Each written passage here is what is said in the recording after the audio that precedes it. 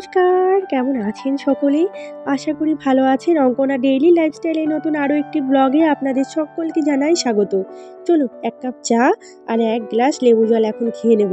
তবে এই কাপে চাটা আমার জন্য নয়, ওটা হচ্ছে আদির বাবার জন্য। আর এই লেবু জলটা আমি বাসি পেটে খেয়ে নেব। এখনও ব্রাশ কিচ্ছু করিনি, চুলটাও পুরো এলোমেলো। দেখে ঘুম থেকে আজকে দুজনে একসঙ্গে উঠেছি জানেন। আমি দেখি আজকে চোখটা মেলে দেখি ওর বাবা উঠে গেছে আজকে আগে। যাই হোক, ও চাটা খেয়ে নিয়েছে, আমি জলটা খেয়ে নিলাম। আদিত্য এখনও ঘুম থেকে ওঠেনি, ওর জন্য বাদামটা কাল রাত্রে ভেজাতে ভুলে গেছিলাম। তাছাড়া আরও একটা বড় বিষয় জানেন, এই বাদামটা দেখছি রাত্রেবেলা না ভিজিয়ে সকালবেলা যদি মনে করে ভেজানো যায়, এর পুষ্টিগুণটা আরও বেশি। কারণ আগে একদিন মোবাইলে দেখছিলাম এই ভিডিওটা আমি, যে বাদামটা বরং এই কাঁচা অবস্থায় যদি না খোলাটা ছাড়িয়ে খাওয়ানো যায় বাচ্চাদের, সেটা আরও বেশি উপকারিতা পাওয়া যায়। কিন্তু কোন বাচ্চা খাবে বলুন তো? এমনিতেই তো খেতে চায় না আমার ছেলে বাদামের মুখগুলোকে একটু ছিঁড়ে দিয়েছি, একটু সাদা অংশটা বের করে দিয়েছি যাতে তাড়াতাড়ি করে জলটা ওর ভেতরে প্রবেশ করে আর তাড়াতাড়ি খোলাগুলো ছাড়িয়ে যায়। যাই হোক, চলুন এবার কর্মব্যস্ততায় আবার ঢুকে পড়ি তাড়াতাড়ি করে। কারণ এই নবমীর দিনের ব্লগটা আপনাদের সঙ্গে আজকে শেয়ার করছি। জানেন তো, পুজোগুলো দিন কেটে গেল, কিন্তু সত্যি কথা বলতে পুজোটা আমার ঘরের কাছাকাছি তো কোথাও হয় না। যে কটা প্যান্ডেল যা হয় মোটামুটি সবই ঘর থেকে একটু দূরে। গান বাজনা খুব একটা কানে আসছে না, তবে মনের মধ্যে একটা অন্যরকম পুজো ভাব জানেন। পুজো আসার আগে কত মনের মধ্যে আশা নিয়ে থাকি বলুন তো প্রত্যেকটা মানুষ। আমরা এটা করব ওটা করব, বাঙালি মানেই দুর্গা পুজোর একটা আবেগ অন্যরকম। এই পুজোটা আবার যখন চলে যাবে তখন আমরা আবার কালী পুজো নিয়ে, যাদের বাড়ির কাছে কালী পুজোগুলো হয় তাদের একটা অন্যরকম অনুভূতি থাকে।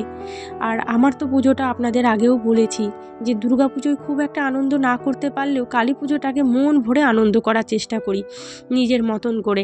তবে বিগত কয়েকটা বছর আমার জীবনের কিছু উত্থান পাথানের জন্য পুজো, আনন্দ, হই হুল্লোড় সবই চলে গেছে জানেন তো। আবার ঠাকুরের কাছে প্রার্থনা করব, প্রত্যেক দিন ঠাকুরের কাছে প্রার্থনা করি মা যেন সুস্থ রাখেন, ভালো রাখেন, মনের মধ্যে একটা শান্তি যেন দেন। গল্প করতে করতে বাইরেটাকে ভালো করে ঝাড় দিয়ে তারপরে সোজা আবার আর 1 কাপ চা আমাকে বানাতে হলো জানেন। ছেলেটা ভারী বিরক্ত করছে, তোমরা চা খেয়ে নিলে আমাকে একটু দিলে না। এই কথা শুনে কোনো মা কি চাইবে যে মা চা খেতে চাইছে ছেলেটা আর দেবো না? একটুখানি সঙ্গে বিস্কুট দিয়ে চা দিয়ে ছেলেটাকে দিয়ে আসছি। ওর বাবা অফিসে গিয়ে সাইন করে আবার ঘরে চলে এসছে। একটুখানি মুড়ি মাখিয়ে দেবো জানেন, সকালবেলার হালকা টিফিন। এই আমরা সকালবেলা হালকা ফুলকা খেয়ে নিই, দুপুরবেলা আমরা গিয়ে ভারী খাবারটা খাই। সর্ষের তেল দিয়ে চানাচুরার মুড়িটাকে আগে একটু মাখিয়ে নিলে তারপরে যদি পেঁয়াজ, কাঁচা লঙ্কা কুচি, শসা কুচি দেওয়া যায়, তবে দেখবেন মুড়িটা তবুও নরম হয় না, বেশ মুচমুচেই থাকে এই সর্ষের তেলের কারণে। যাই হোক, চলুন ওর বাবাকে ওইদিকে খাবারটা দিয়ে দিয়েছি, তারপরে খেয়ে দিয়ে কিন্তু ওই যে ডিউটিতে চলে যাচ্ছে আবার। বাইরেটা আজকে বেশ ভালো রোদ দিয়েছে জানেন। এরকম রোদটা কয়েকটা দিন পেলাম, এটাই আমাদের কাছে অনেক। তার কারণ হচ্ছে বৃষ্টি বর্ষা হলে মানুষের কি দুর্দশা হতো বলুন তো। কত টাকা খরচ করে প্যান্ডেলগুলো করেছে একটু মানুষকে দেখানোর জন্য, যদি মানুষ দেখতেই না পেলো তাহলে কিসের আর পুজো বলুন তো। সব আশা তো মানুষের জল ঢেলে যাবে। আর এইদিকে এই যে আমি সোজা এখন চলে এসেছি কিচেন রুমটা পরিষ্কার করতে। সকালবেলার হালকা ফুলকা টিফিন যা করার সেগুলো তো করে নিয়েছি, আর আজকে তো আর টিফিন বানানোর কোনো ঝামেলা নেই উনুনে দিয়ে, শুধু করেছি একটু মুড়ি মাখা। সেই জন্য ব্যাস ভাবলাম আগে রান্নাঘরটা পরিষ্কার করি। আর এ তো আমরা সকলেই জানি মা লক্ষ্মীর বসবাস হচ্ছে রান্নাঘর আর ঠাকুর ঘরে। এই জন্য সবসময় চেষ্টা করি রান্নাঘরটাকে পরিষ্কার পরিচ্ছন্ন করে মুছে রাখবার। শুধু মুছে নয়, আমি কৌটাকুটিগুলো প্রত্যেকটা দিন যখনই হাতে সময় পাই, যেটাকে দেখি যে এটা একটুখানি খারাপ নোংরা হয়েছে, সঙ্গে সেটাকে আমি কিন্তু মুছে পরিষ্কার করে নিই। আর এইভাবে কাজ করতে থাকলে দেখবেন আমাদের কাজগুলো অনেকখানি এগিয়ে যায়। ওই একদিনে গাদাখানে কৌটা নিয়েও না বসার থেকে যখনই যেটা নোংরা হবে হাতের কাছে পেলাম, টুক করে একটু মুছে নিলাম, ব্যাস হয়ে গেল পরিষ্কার। চলুন বিছানা কাঁথাগুলোকে এবার একটু ভালো করে গুছিয়ে নিই। ওদিকে রান্নাঘরটা পরিষ্কার করে নিয়েছি, এখন বেডরুমটাকে ভালো করে পরিষ্কার করে নেব। চলুন বেডরুম গোছাতে আপনাদের সঙ্গে একটা আলাদা রকম কথা বলি। সেটা হচ্ছে আপনাদের ভালোবাসা এবং অনুপ্রেরণার জন্য আমি কিন্তু এতগুলো দিন এই ইউটিউবে কাজ করতে পারছি। আর এইভাবে আপনারা আমাকে সাপোর্ট করবেন, ভালোবাসা দেবেন, আপনাদের পরিবারে একজন বানিয়ে নেবেন, এটাই আমার কাছে অনেকখানি পাওয়া। আজ দেখলাম আমার পরিবারের সদস্য সংখ্যা হয়েছে 440 জন। আমি গর্বের সঙ্গে বুক উঁচু করে বলছি, তার কারণ এই 440 জন ব্লগ করে, শুধু অনলি ফর ব্লগ ভিডিও করে যে 440 জন সাবস্ক্রাইবার আমি বাড়াতে পেরেছি, এটা আমার কাছে অনেকটা ভগবানের কাছে পাওয়া। মানে আমি ঈশ্বরের কাছে এটাই প্রার্থনা করব, আমি অনেক বেশি কিছু খেতে চাই না, অনেক বেশি কিছু আমি পেতে চাই না, তবে উনি যেন আমাকে ভালো রাখেন, সুস্থ রাখেন, মনের মধ্যে একটা যেন আনন্দদায়ক ভাব সবসময় দিয়ে রাখেন। ঈশ্বরের কাছে এটাই প্রার্থনা প্রত্যেকটা দিন করি। যতটুকুন যা পেয়েছি তা নিয়েই যেন আমাকে উনি ভালো থাকতে দেন, সেই ক্ষমতাটুকুন আমাকে যেন দেন উনি। চলুন, বিছানাটাকে ভালো করে এদিকে গুছিয়ে নিয়েছি, টুকিটাকি যা জিনিসপত্র ছিল সেগুলোকেও সরিয়ে দিলাম। ঘরটা পুরো অগোছালো হয়ে রয়েছে, তবে আজও আর সময় হবে না, কারণ আজ আমার একটু বেরানোর উদ্দেশ্য আছে। দেখা যাক, সবটাই আপনাদের সঙ্গে শেয়ার করব যদি সেখানে আমি যেতে পারি। তারপরে আমি কিন্তু ব্রাশটা করে একদম সঙ্গে ফেস ওয়াশ দিয়ে ভালো করে মুখটা ধুয়ে তারপরে এই যে আসবো একটু স্কিন কেয়ার করতে। আপনাদের সঙ্গে তো রোজ শেয়ার করা হয় না, তবে আগের দিন একটা কমেন্ট পেয়েছিলাম, আমার দিদিটার নামটা মনে পড়ছে না, তো আপনি আমাকে কমেন্ট করেছিলেন যে বোন তোমার স্কিন কেয়ারের একটা ভিডিও দিও।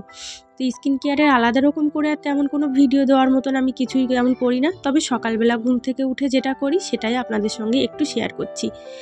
ভালো করে ফেস ওয়াশটা করে নিয়েছি। আমি হিমালয়া ফেস ওয়াশটা ইউজ করতাম, কিন্তু গত 2 মাস ধরে মামা আর্থের রাইস ফেস ওয়াশটা ইউজ করছি।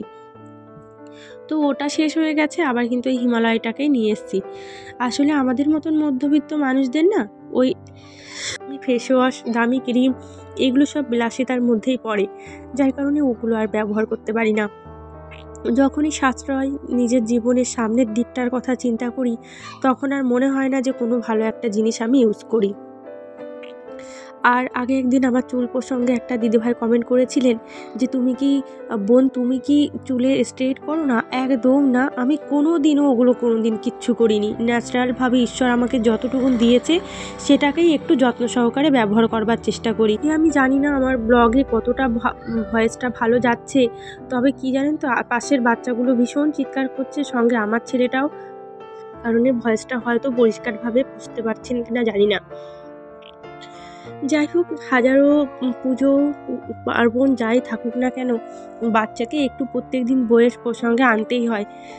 আসলে কি বলুন তো, ওরা তো ছোট বাচ্চা, ওদেরকে দেখবেন 1-2 দিন যেটার সঙ্গে সংস্পর্শে রাখবেন, ও বাচ্চা বলে নয়, আমরা বড়রাও দেখবেন একটা দিন যদি মানে একটু রুটিনটা চেঞ্জ হয়, পরের দিনটা আমাদের একদম এলোমেলো মনে হয়। সেই কাজটা আর পরের দিন আমাদের মনোযোগ সহকারে কিন্তু আমরা করতে পারি না, মনটাও আমাদের বসে না। সেই জন্য কিন্তু ওকে আবার একটু পড়তে বসিয়েছি যে বাবা যেটুকু হোমওয়ার্ক দিয়েছে, হোম টাস্ক দিয়েছে, তুমি সেগুলো একটু কমপ্লিট করার চেষ্টা করো বসে বসে, আমিও তোমার সঙ্গে আছি। তো যাই হোক, নানান রকমের অজুহাত দেখিয়ে একটুও তো বই পড়তেই চাইছিল না, হাজারটা বাহানা দেখাচ্ছিল। তারপরেও পাশে বসে দুটো যে মুড়ি আপনাদের দাদাভাইকে সকালবেলা যে মেখে দিয়েছিলাম, অল্প দুটো খেয়েছে জানেন, অল্প দুটো মুখে দিয়ে বাকিটা রেখে গেছে, তো ফেলে দেবো এতগুলো মুড়ি, সেই জন্যই বসলাম একটু মুড়িটাও খেতে। যাই হোক, ওকে মুড়ি খাওয়াতে একটু বইটা পড়িয়ে নিয়ে চলুন। তার মধ্যে আপনাদের কাছে একটা অনুরোধ করব, ভিডিওটি যদি আপনাদের ভালো লেগে থাকে অতি অবশ্যই আপনারা চ্যানেলটিকে সাবস্ক্রাইব করে পাশে থাকা বেল আইকনটি প্রেস করে রাখবেন, আর ভালো লাগলে একটা লাইক করতে কেউ ভুলবেন না। আর এইভাবেই যতটা আপনারা আমাকে সাপোর্ট করছেন, ভালোবাসা দিচ্ছেন, এইভাবেই আপনারা আমার সাথে থাকবেন, এবং আমি যেন এইভাবে আমার কাজটা নিয়ে ভালোভাবে এগিয়ে যেতে পারি, এটাই ঈশ্বরের কাছে আমি প্রার্থনা করি। আপনাদেরকে বললাম না একটা জায়গায় যাব, তো সেই জন্য শাড়িটাকে একটুখানি আমি মানে আঁচলটাকে না আয়রন করে ওটাকে ঠিক করবার চেষ্টা করছিলাম।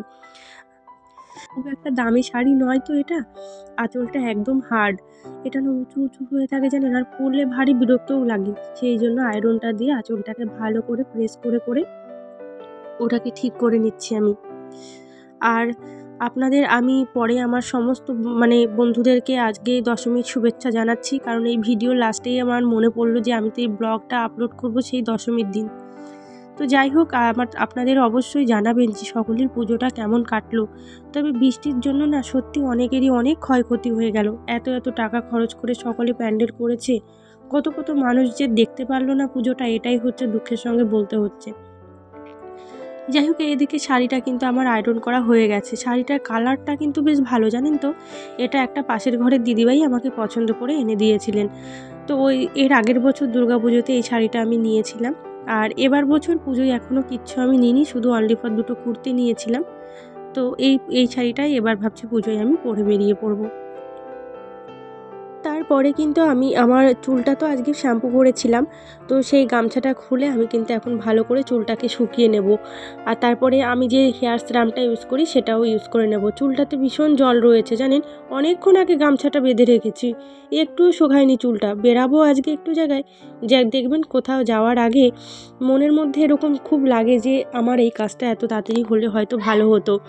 ভালো করে গামছা দিয়ে চুলটাকে নিংড়ে নিংড়ে মুছে নেব এখন।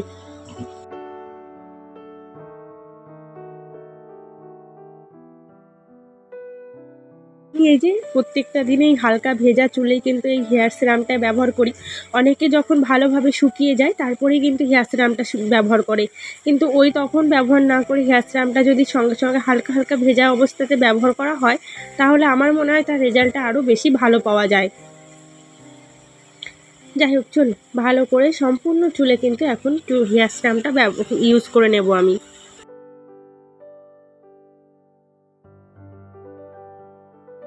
আজ আর আপনাদের সঙ্গে আমি ঘরের পুজোটা শেয়ার করলাম না, কারণ প্রায় দিনই ঘরের পুজো আমি শেয়ার করি। আপনারা অনেকে আমার পুজো দেখতেও ভালোবাসেন। তো যাই হোক, আজকে আমি বাইরের পুজোটাই শেয়ার করছি। ঘরে ভালোভাবে ঠাকুরকে পুজো করে তারপরে কিন্তু বাইরে আমি তুলসী গাছটাতে ভালো করে স্নান করিয়ে জল ঢেলে নেব। আর প্রত্যেক দিনই এরকমভাবেই আমি পুজো করি। আর একটা মন্ত্র তো আছে, আপনারা জানেনই, অনেক রকম মন্ত্র আছে, কিন্তু তুলসী গাছের জল ঢালার যে মন্ত্রটা সেটা সকলেই মোটামুটি জানেন, সেটা আর আমি নতুন করে বললাম না। তো ওইভাবে মন্ত্র জপ করে তারপরে জল ঢেলে পুজো করে নিলাম আমি। আর আপনারা অবশ্যই জানাবেন যে আমার ভিডিওটা কোথায় আমার ভুল ত্রুটি হচ্ছে, বা আমার কী ধরনের ব্লগ আপনারা দেখতে চান, সবই আপনারা জানাবেন। তো আমি তো রেডি হয়ে গেছি স্নান টান করে, ছেলেটাকেও ওইদিকে স্নানটা করিয়ে দিয়েছি, আদিত্যকে। কিন্তু একজনের বাড়িতে যখন আমি যাব, তাকে তো আর না খাইয়ে আমার নিয়ে যাওয়াটা উচিত না। সকালবেলা চা বিস্কুট দিয়েছিলাম, এখন অলরেডি বেজে গেছে সকাল 10টা। সেই জন্য ওর জন্য একটু বানিয়ে নিয়ে যাব সেমাই। বানিয়ে নিয়ে যাব কি খাইয়ে নিয়ে যাব এখনও বলতে পারছি না, তবে ইচ্ছা আছে আগে স্নানটা করিয়ে ওকে কিন্তু খাইয়ে দাইয়ে তারপরেই নিয়ে যাওয়ার। দেখা যাক কি হয়। ও যদি একদম কিছু খেতে না চায় তাহলে সঙ্গে করে বানিয়ে নিয়েই ভাবছি বেরিয়ে পড়বো। যাই হোক, রেডি হয়ে পড়েছি। এদিকে আপনাদের দাদাভাইকে ফোন করে দিয়েছিলাম যে ও যেন এসে আমাদেরকে একটুখানি নিয়ে যায় ছাড়তে, কারণ এখান থেকে বেশ কিছুটা দূর। আর এতটা দূরে নিজের গাড়ি থাকতে আবার টোটো ভাড়া করে যাব, এটা তো ঠিক ভালো দেখায় না। সেই জন্য গাড়িটা নিয়েই যাব। ও আমাদেরকে ছেড়ে দিয়ে আবার চলে আসবে। তো একটু সাজুগুজু করে নিয়েছি, কেমন লাগছে আমাকে অবশ্যই জানাবেন। আপনাদের দাদাভাই আমাকে এত প্যাক মারছিল যে যাচ্ছ এখান থেকে এইটুকু জায়গায়, তার মধ্যে এত সাজুগুজু করার কি দরকার ছিল। যাই হোক, যাওয়ার পথে একটু মিষ্টি কিনে নিয়ে যাব। এখানে কত রকমের মিষ্টি রয়েছে দেখেছেন। এটা হচ্ছে KFC-এর থেকে মিষ্টিটা আমি নিয়ে নিচ্ছি। ভীষণ সুন্দর সুন্দর মিষ্টি, সব রকম মিষ্টি দেখে তো নিজের জিভে জল আসছিল, কিন্তু কিচ্ছু করার নেই। এখন তো মিষ্টি খাওয়াটা অনেকটাই আমি কম করে দিয়েছি, আপনারা জানেন। তবে এখানে যে কয় রকমের মিষ্টি আছে, সব রকমের মিষ্টি আমার ট্রাই করা হয়ে গেছে। আপনাদের দাদাভাই তো মিষ্টি খেতে ভালোবাসে, আর আমিও যেহেতু মিষ্টি খেতে ভালোবাসি, আমরা ফ্যামিলির তিনজনই মিষ্টি খেতে ভীষণ ভালোবাসি, জানেন তো। যাই হোক, সেই জন্য কিন্তু আমাদের মিষ্টিটা খাওয়া হয় মাঝে মাঝেই। আর আপনাদের দাদাভাই এখান থেকেই মিষ্টিটা নিয়ে যায়। দোকানটা না ভীষণ পরিষ্কার পরিচ্ছন্ন, তো এখান থেকে নিয়ে নেব আমরা এই রসগোল্লাগুলো। অরেঞ্জের যে রসগোল্লা ওটা নেব, আর নিয়ে নেব হোয়াইট কালারের রসগোল্লাগুলো। তো যাই হোক, এখানে প্রচুর রকমের ভ্যারাইটি মিষ্টি আছে। আর এটা হচ্ছে কাথিজ সেন্টারে। এখানে এই যে সমস্ত রকমের প্যাকেটগুলো রাখা আছে। আর আদিত্য তো এই বাইরের যে কাচের ফুটোটা ওইটা দেখে বলছে, মা এখানে হয়তো এরা এই হ্যান্ডেলটা লাগাতে ভুলে গেছে। আমি বলি ওদের প্রয়োজন পড়েনি বাবা, সেই জন্য লাগায়নি। বাড়িটা ভীষণ রোদ। আর এদিকে কিন্তু আমরা অলরেডি চলে এসেছি বাড়িটাতে। এই দিদি আমাকে এগিয়ে নিতে এসেছিল। আপনাদের দাদাভাই আমাকে রাস্তার কাছে নামিয়ে দিয়ে ও আবার কিন্তু চলে গেছে ওই যে দূরে আদিত্য। আর এটা হচ্ছে আদিত্যর ফ্রেন্ডের বাড়িতে আমরা এসেছি।